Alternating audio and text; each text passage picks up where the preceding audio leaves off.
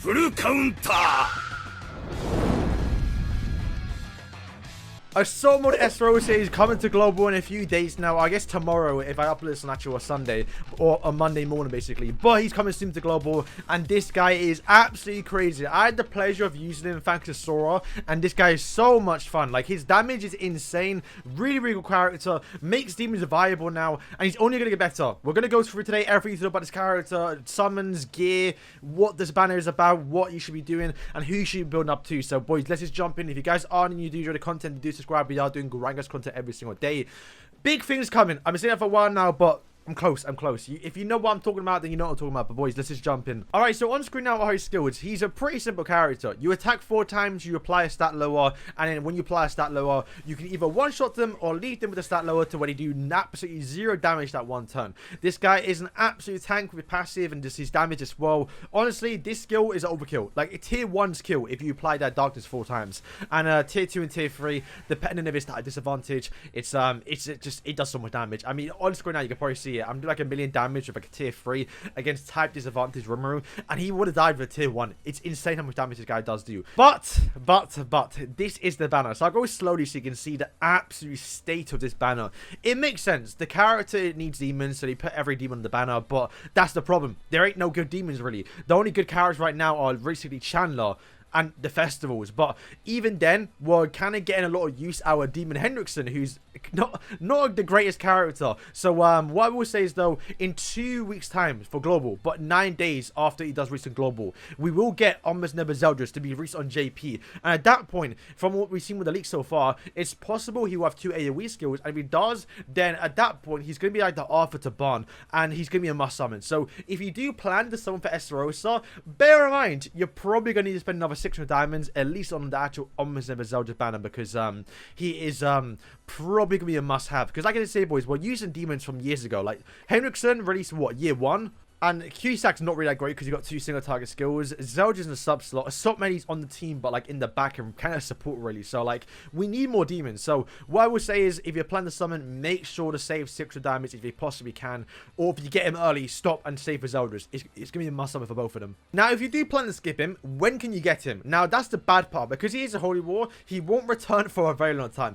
Being honest, because the way the coin shops work is if we get a Holy War now with Estarossa, then we get another Holy War in 2 months time. He will not be in the coin shop until the next Holy War. So we have to get 2 Holy Wars before he does return to the coin shop. However, if the gap is big enough, I think they will add him to the coin shop. So you possibly could buy him there. I also think for the anniversaries, they might add everyone as well, so you could buy him there too. And yeah, I don't think he will return until the anniversary, where you can vote for the festival character. And at that point, he will return, because he's in like a special Holy War like Light Elizabeth or Darkness Meliodas. So we should be able to vote for him on the actual anniversary. And that is in, what, 7 months time? So yeah, if you don't get him right now, you're not going to get him for a very, very long time, unless they return to Holy War again, or we get another light banner or darkness banner with him on it. But at that point, it's going to be very unlikely. So just bear in mind, in the next few months, we start getting demon relics, we start getting more demons. If you do not have Holy Estarossa, you may have been cucked. So that's just something to look out for. Alright, so for the teams, it's quite important. So the main unit is 100% Assault Meliodas, because he's providing debuffs to where you can crit more, and he's just a support character. Traitor Meliodas doesn't really do anything for the team apart from trying to be a DPS character, whereas Assault Meliodas does act as a support character, so it does work, especially with the AoE skill, and the fact it does load the crit defense, so you can do, obviously, what was it, the defense related stats, so you can crit more.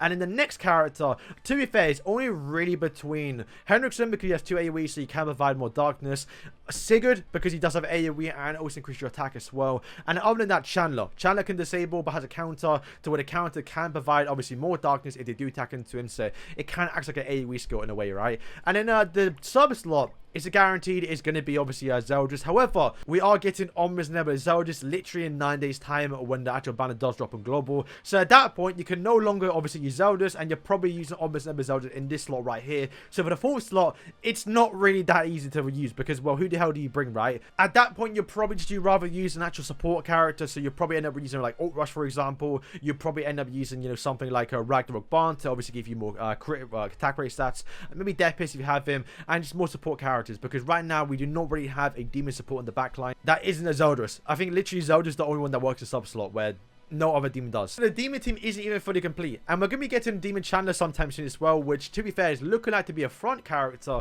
So at that point you might even replace so many others at that point. So yeah, don't go too crazy, because I know obviously we are about to get our first demon relic, which is going to be Zeldris, who is really, really good. However, if you're planning to use Omnis Number Zeldris, don't make it now, because it's kind of bait. That's kind of how I see it. Alright, so for his gear, it's so important you start first, more than any other team, because he does have to apply 4 darkness onto a character, and the max you can do in 1 turn is 3, so you normally have to take 2 turns to do some crazy damage. So you got to start first, not to mention you probably die as well. And he does have Flood, so you want to start first so we can do maximum damage with that Flood skill. And also he does have more basic stats, the more dark effect on, so you gotta start first. So because of that, you want to have either HP defense or HP crit. At that point, you'd rather go HP crit, because like I did say, boys, and you can see the gameplay in the back right now, the guy just one-shots. Once you apply 4 dark effect on the character with that dark leap skill, the tornado, no one is surviving it. It's overkill with attack crit. There's no need to put attack defense on, because, or even attack crit, because literally you're killing it with HP defense. So